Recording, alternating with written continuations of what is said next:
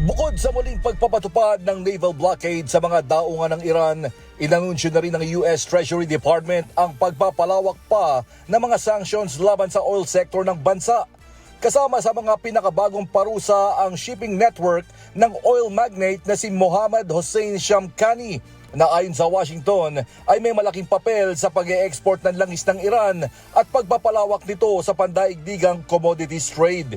Target din ng sanksyon ng Estados Unidos ang mahigit 50 individual, kumpanya at mga sasakyang pandagat na pinaniniwala ang tumutulong sa kita ng pamahalaan ng Iran, habang ifini-freeze na rin ang tinatayang $130 million na digital assets na iniuugnay sa Central Bank of Iran. Ayon sa US Treasury Department, bahagi ito ng pagpapatindi ng economic pressure laban sa Iran matapos ang muling mga pag-aatake nito sa Strait of Hormuz.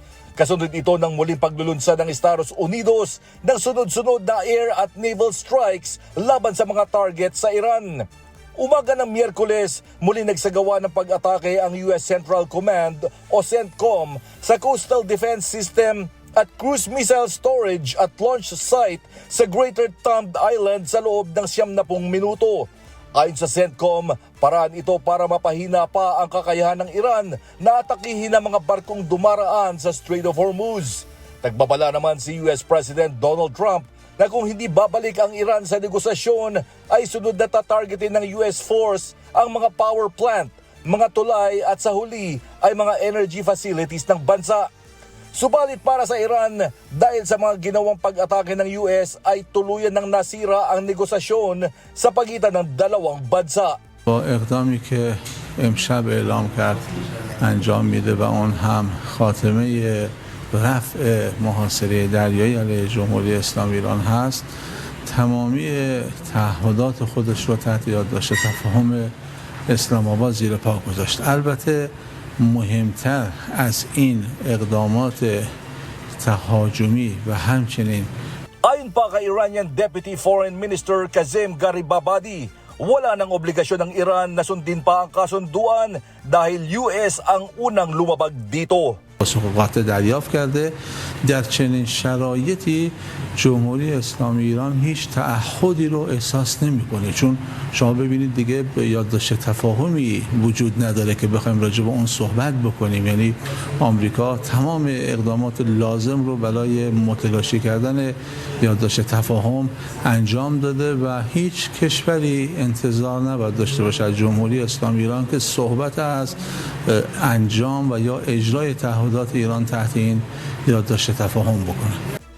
Para rin kay Iranian Foreign Minister Abbas Araghchi, hindi maaaring akusahan ng Estados Unidos ang Iran ng paglabag sa MOU dahil ang Amerika umano ang laging hindi tumutupad sa kasunduan gaya na lang ng patuloy na sanksyon ng Treasury Department sa Iran. Nagpahayag naman ng kahandaan ng Islamic Revolutionary Guard Corps o IRGC para ipagtanggol ang bansa laban sa patuloy na panggigipit ng kalaban. Muli ring nagpakawala ang Iran ng mga missile at drone laban sa mga base militar ng Amerika sa Jordan, Kuwait at Bahrain.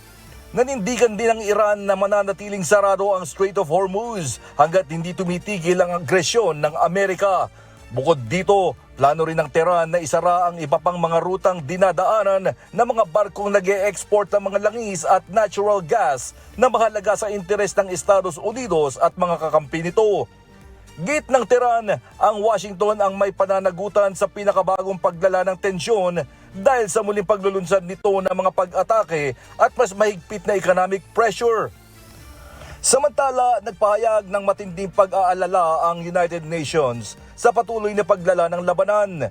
Babala ni UN Secretary General Antonio Gutierrez ang paggagambala sa daloy ng langis, pagkain, gamot at iba pang mahalagang supply dahil sa krisis sa Strait of Hormuz ay maaaring magdulot ng malawakang epekto sa ekonomiya ng buong mundo.